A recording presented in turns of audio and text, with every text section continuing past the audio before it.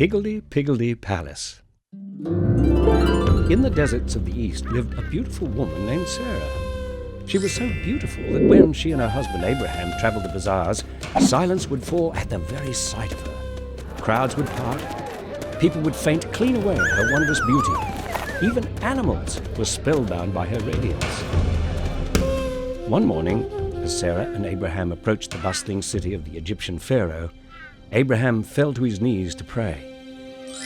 He knew that the Pharaoh had a harem of 30 wives, and he feared that when the guards saw Sarah, they'd seize her. But when Abraham opened his eyes, he saw a large wooden crate. His prayer had been answered. Wasting no time, Abraham gathered his belongings and shortly afterwards set off for the city gates. There he presented himself with his camels, his wares, and a very large, very heavy wooden crate. Guards were stationed at the gates to collect taxes, and they demanded to know what was in Abraham's crate. Barley? But the guards were suspicious. Barley attracted the lowest tax, and they thought he was trying to cheat them. All right, it is wheat. For wheat had a higher tax, and he knew the guards were after as much money as they could get. But the guards said the crate was too heavy to be wheat. Gold, Abraham tried. Precious stones. Whatever has the highest tax, I will pay.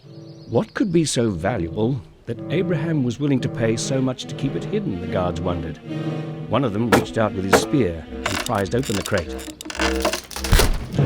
Inside, of course, crouching low, they discovered the beautiful Sarah.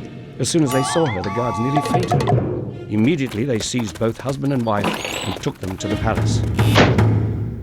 At the sight of Sarah's beauty, the Pharaoh went weak at the knees. His eyes crossed, his heart nearly pounded out of his chest.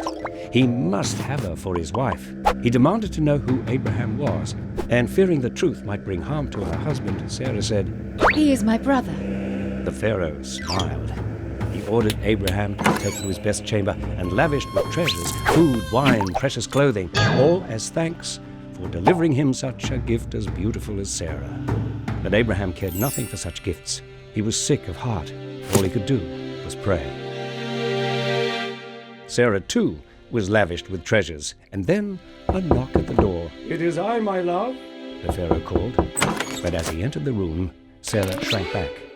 The Pharaoh begged her not to be afraid, but Sarah ducked and weaved between the palace columns.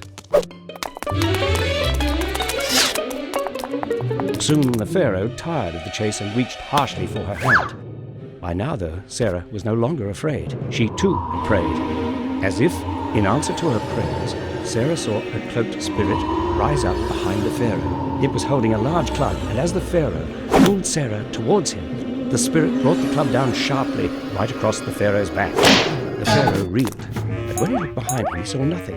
The spirit was invisible to him. Not wanting to look foolish, the Pharaoh shouted at Sarah, "I am the king of Egypt, and you will be my wife." The spirit then hit him again, and as the Pharaoh stumbled about the room, striking him with every step, unable to escape the blows, the Pharaoh screamed out in panic, "Guards, take this witch from me!" After Sarah was gone, the Pharaoh crept to his bed, but as soon as he lay down, the spirit lifted the side of the bed and sent him sprawling to the floor.